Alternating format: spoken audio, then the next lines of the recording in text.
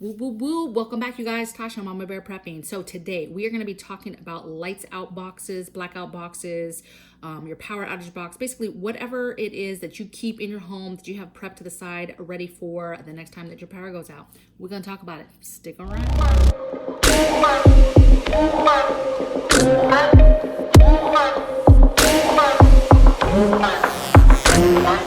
All right, you guys, Tasha, welcome back to the channel. If you are brand new, make sure that you hit that subscribe button to make sure that you get more information about prepping, how to prepare your family for emergencies, food preservation, basically anything along those lines. If you want to be notified and get more information, make sure you hit that subscribe button.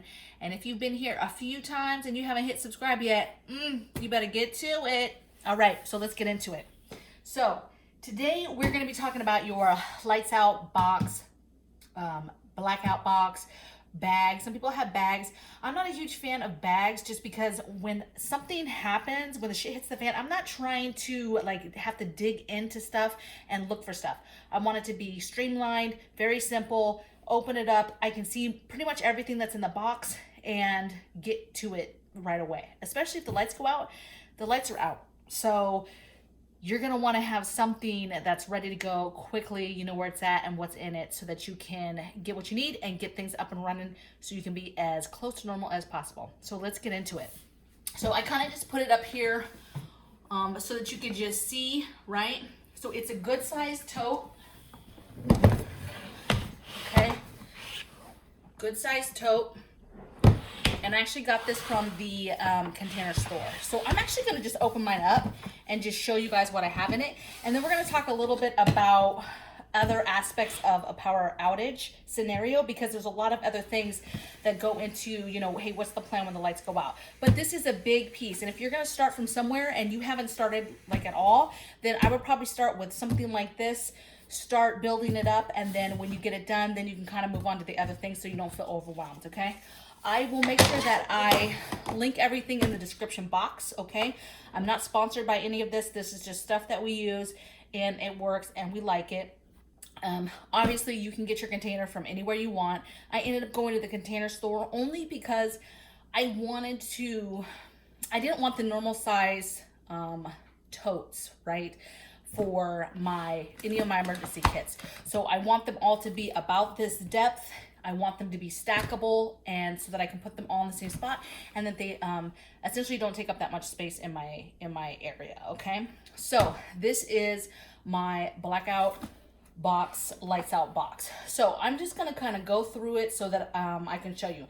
Now at first glance, and I'll do a better picture and overlay that in the video so you can see. But essentially I have several things in here. So let's just get into it. I have a good sized lantern, and we're going to talk about lanterns and light in a different video, but I will talk a little bit about why I don't have a whole ton of light in here. So I have a good sized lantern though, one in this box. And then I have several, oh look, it's coming on as I pull it out. And then I have several of these, you know, very cheap, very small LED lanterns. They have the little holders, you pop them up, right? And these come in packs of 2 to 5, I think, on Amazon. Super cheap. I love them. They're super bright. We tend to keep a bunch of these in different locations in the house all the time. So we have some in this box, and then we have some strategically around the home. Predominantly like the bathrooms. You don't want to get stuck in the bathroom, right? The lights go out, you don't have any light. So we keep one of those in each of the bathrooms, and then in the kids' rooms, because again, so that they don't get scared. So you can see we have some older ones that I used when I used to go out in the field. Just some older ones. So it really doesn't matter. These take batteries. They're really cute. They're really easy. I like that you can kind of determine how bright you want it by how far up you pull it, but super cheap, super easy. You could literally get those for like $5 for $25, something like that. Okay, so I'll leave those out. Additionally, we have a packet of our lights, our Kim lights. Typically, we're not going to use these unless we're trying to figure out a path, maybe outside for dangers, really. Okay, so we have these so that we can stick them on any kind of fences, any kind of areas that might be a trip hazard outside, on our porch, or in the garage maybe. But basically this is for a safety factor for lights. Now obviously if you're walking around and you have a lantern, that's great. But you know, if there's, you know, even just lighting the path from the car to the front door, because just because the power's out doesn't mean some people aren't going to work. So, you know, lighting that path with, you know, a chem light when you're coming home, maybe at night from a job, you can clearly see that, okay? Or maybe the path to the garage where all the goodies are at that you're going back and forth to get, okay? So chem lights, that's what we use ours for, safety. I'm going to talk about these in a minute, but of course we've got a couple long things. This is like my go-to, it's a lantern, but it's also a flashlight. So I don't want to blind you guys, but I like this when I'm actually trying to find something. And then of course it has different lights, and I like that it has the red light for nighttime, okay? So again, found it. I think I got this on Amazon. It's been a while. Okay, additionally, we have candles. So I'm a candle maker. I make candles. So we have obviously tons of candles. But before I started making candles, we had, like I bought candles from Walmart. Pretty much every trip that I went to Walmart. So I have a huge supply of candles. Obviously, they're not in this kit, but I keep a couple in the kit ready to go so that I have them as part of my light out kit, okay? Additionally, I'm gonna get into some of this other stuff, but I want to kind of show you. So I have these two tubs within the tub, okay? And again, I just got these from a Container Store. They were a couple bucks. But one has some basic flashlights in it, some smaller ones.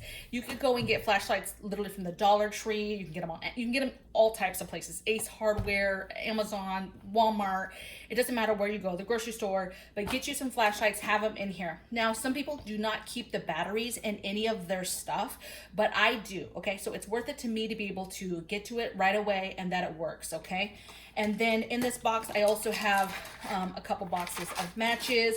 We have a couple pieces of lighters, regular lighters, and then you saw we also have some big ones. Now you're gonna wanna have some long matches or some long lighters, because you know, what if your heat source is electric and then all of a sudden you're trying to light off a stove, a wood stove, or the barbecuer, or you have gas but you have to manually light it now, okay? So you're gonna wanna have some safety options as far as lighting options go, okay?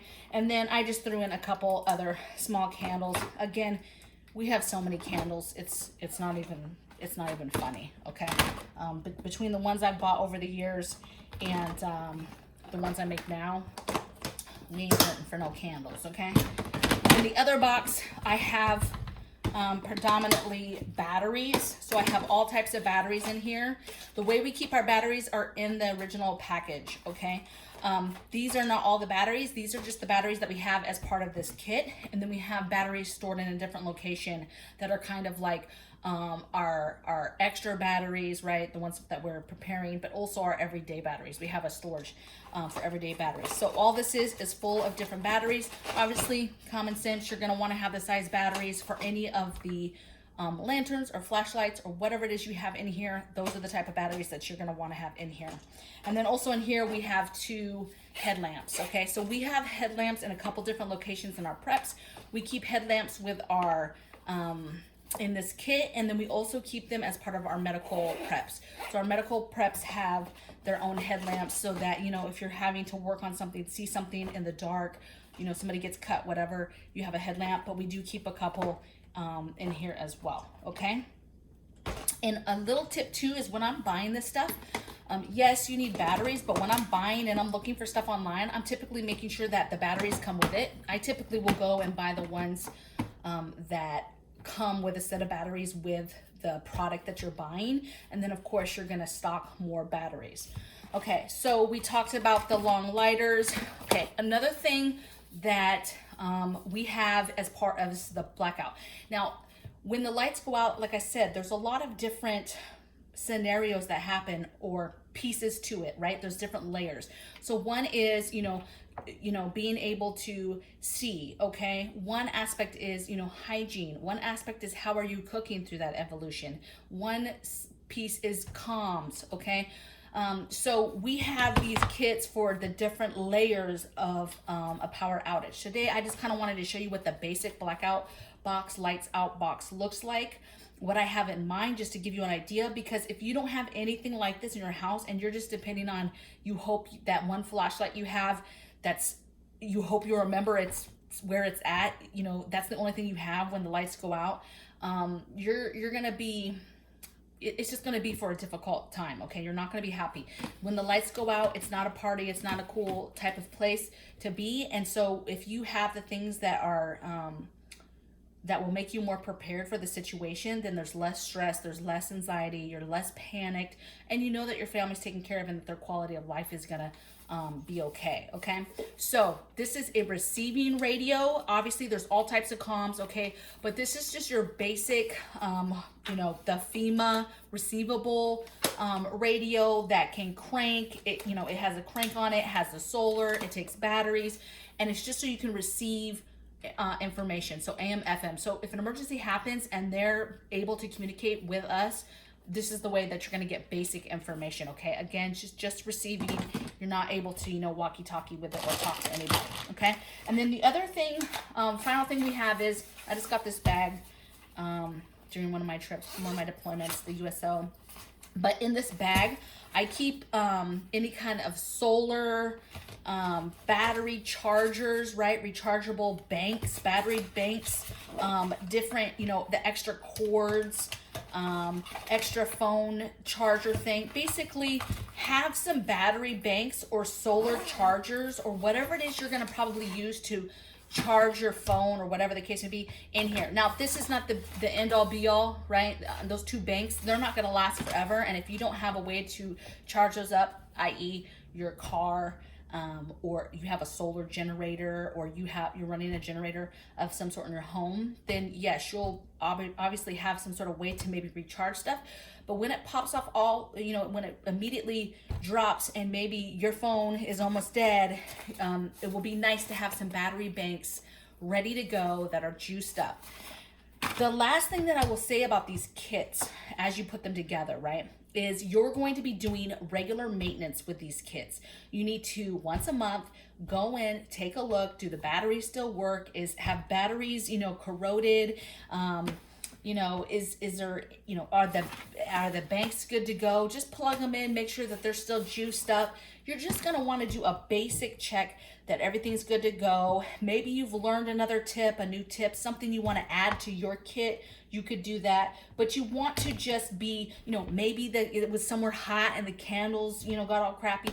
Whatever it is, you want to make sure that with anything that you prep, okay, we always talk about being organized, doing inventories, and maintenance is a huge piece of that for equipment and different things you're using. And that goes for kits and different things you're putting together. You need to put eyes on stuff and really be making sure that stuff is still good to go, so that when there's a true emergency, you're okay and you're not worrying about like, oh, all the batteries are drained, okay?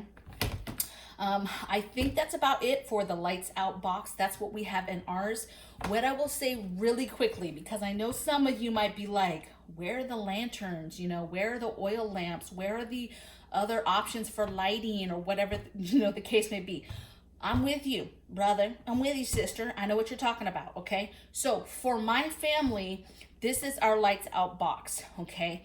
I mentioned that we keep some of these in the bathrooms, right? Just some quick emergency, but we have lanterns, oil lanterns all throughout the house. And I actually get the Dietz brand, and we actually have them hanging all over the house periodically throughout the home, so that those are ready to go.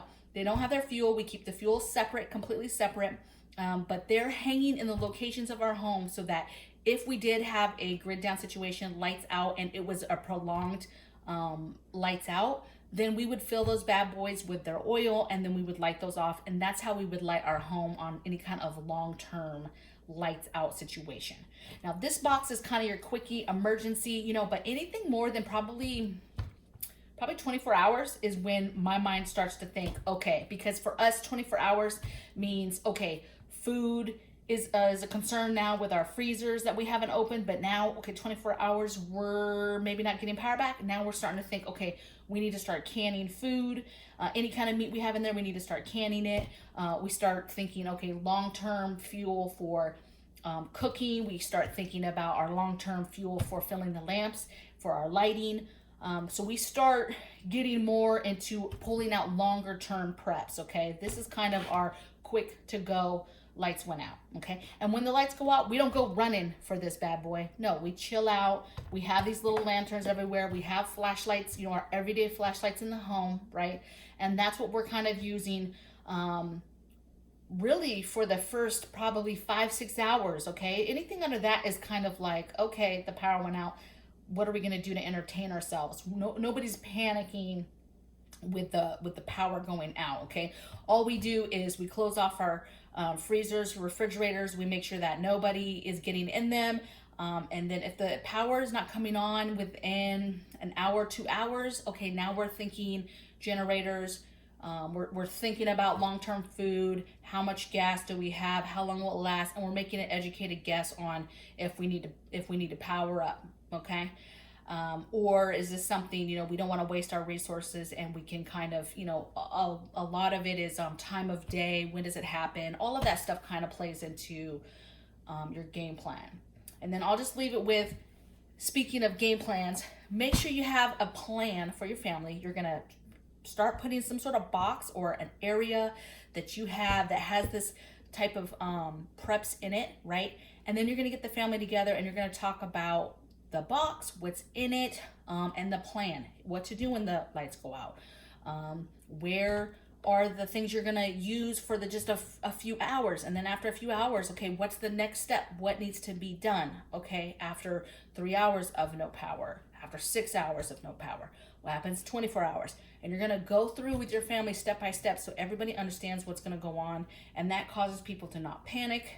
And it's a game plan, and you know exactly what needs to happen when the power goes out, and that there's different levels to it, okay? And then when you get this bad boy done, you're gonna work on your other kits, okay, that you are gonna need for a lights out situation. So your hygiene kit, a comms kit, you know, your toilet hygiene system, how that works. So, you know, if you can't use the toilets, your 72-hour kit, that's like your water and food, emergency water and food for the first 72 hours.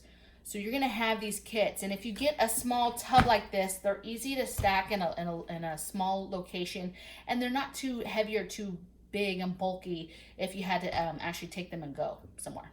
Okay, so I hope you guys enjoyed this. Again, if you haven't subscribed, baby, please hit that subscribe button. Leave me a comment. I get lonely. I like comments. Let me know what you're thinking. Let me know what's in your kit, something you didn't see me show today that you're like, oh, Tasha, why is that not in your kit? You're slipping. Let me know so I can add it to my kit. And I hope this helped you as well. And I'll see you on the flip side. Bye, family.